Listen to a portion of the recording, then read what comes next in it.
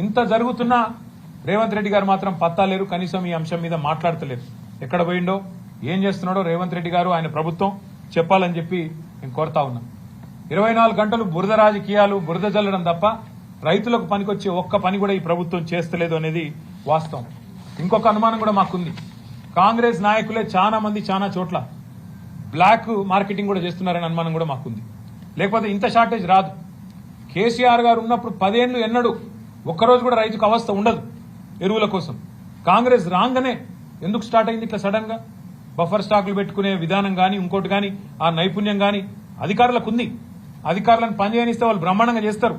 కానీ మా అనుమానం అయితే ఖచ్చితంగా ఈ బ్లాక్ మార్కెటింగ్ ఏదైతే జరుగుతున్నదో, ఇవాళ బ్లాక్ మార్కెట్ లో ఎరువులు అమ్ముతున్నారో దాని వెనుక కూడా కాంగ్రెస్ లో ఉన్నారనేది మా అనుమానం.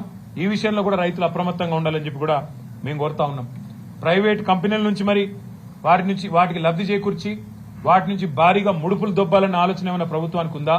లేదా కాంగ్రెస్ నాయకుల దందాలు క్షేత్రస్థాయిలో జరుపుకునే విధంగా రేవంత్ రెడ్డి గారి అనుచరులు, కాంగ్రెస్ నాయకులు వాళ్ళేమన్నా ఈ బ్లాక్ మార్కెటింగ్ చేసి గోదాములలో దాస్తున్నారా? కృత్రిమ కొరత సృష్టించి రేటు పెంచి రైతును ఆగం చేసి మరి వారి దగ్గర ఎక్కువ డబ్బులు గుంజే ప్రయత్నంలో ఉన్నారా? ఇది కూడా తప్పకుండా రైతులు ఆలోచించాలి. ఇంకా ఘోరం ఏంటంటే ఇక్కడ ముఖ్యమంత్రి ఏమో కొరత లేదు, ఆర్టిఫిషియల్ షార్టేజ్ అని ముఖ్యమంత్రి చెప్తాడు. కానీ కాంగ్రెస్ పార్టీ ఎంపీలేమో అక్కడ బీజేపీ ఏదో ఇస్తలేదు అని వాళ్ళు ధర్నా చేస్తా ఉన్నారు. అంటే ఎవరది డ్రామా అయినా ఇద్దరులా? ముఖ్యమంత్రి ఆడుతున్నది డ్రామానా? కాంగ్రెస్ ఎంపీలు చేస్తున్నది డ్రామానా?